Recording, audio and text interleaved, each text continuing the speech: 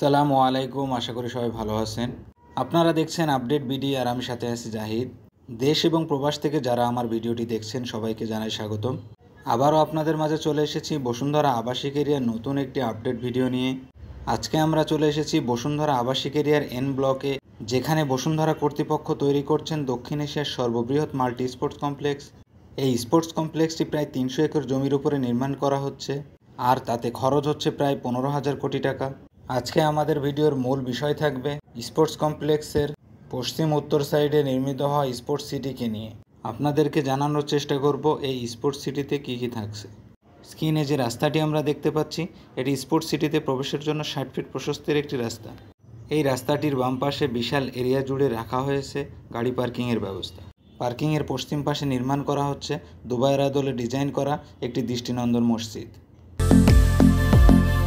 স্ক্রিনে দেখানো রাস্তাটি স্পোর্টস সিটিতে প্রবেশের মূল রাস্তা, যেখানে নির্মাণ করা হবে একটি দৃষ্টিনন্দন গেট। স্ক্রিনে দেখানো যে দৃষ্টিনন্দন 4তলা বিল্ডিংটি আমরা দেখতে পাচ্ছি, এটি স্পোর্টস কমপ্লেক্সের ক্যাফে এরিয়া, যেটির কাজ এখনও নির্মাণাধীন রয়েছে। ক্যাফে বিল্ডিংয়ের সামনেই থাকবে দৃষ্টিনন্দন আর্চ ব্রিজ এবং লেক। এই ক্যাফে বিল্ডিংয়েরই উত্তর এবং পশ্চিম পাশে নির্মাণ করা হয়েছে 4টি ফুটসেল। ফুটসেলগুলোর কাজ এরই মধ্যে সম্পন্ন করানো হয়েছে এবং বাচ্চাদের খেলাধুলার প্রশিক্ষণের কাজ চলমান রয়েছে।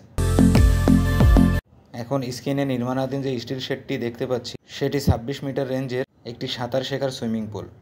আর এই সুইমিং পুলের উত্তর পাশে নির্মাণ করা হচ্ছে সমস্ত স্পোর্টস সিটির রেইন ওয়াটার ড্রেনেজ ব্যবস্থা।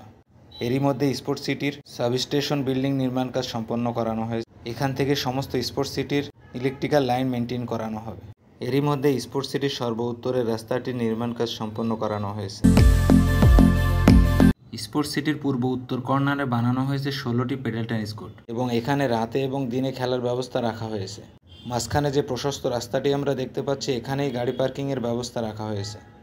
স্ক্রিনে দেখানো বিশাল আকৃতির এই বিল্ডিংটি এই স্পোর্টস সিটির ইনডোর বিল্ডিং। এই ইনডোর বিল্ডিংয়ের মধ্যেই রাখা হয়েছে 6টি বৃহৎ আকৃতির ক্রিকেট খেলার মাঠ এবং 24টি ব্যাডমিন্টন কোর্ট। আর এই ইনডোর বিল্ডিংয়ের 90% কাজ শেষ করানো হয়েছে। বাকি 10% কাজ খুব তাড়াতাড়ি শেষ করানো হবে বলে জানিয়েছে এই স্পোর্টস কমপ্লেক্স এরিয়ার কর্তৃপক্ষ। এরই মধ্যে স্পোর্টস সিটির মেম্বারশিপ চালু করেছে কমপ্লেক্স কর্তৃপক্ষ এবং প্রতিটি খেলাধুলায় চালু করেছে। স্ক্রিনে যে বিশাল আকৃতির ফুটবল মাঠটি আমরা দেখতে পাচ্ছি, এটি এই স্পোর্টস সিটির ফুটবল প্র্যাকটিস গ্রাউন্ড।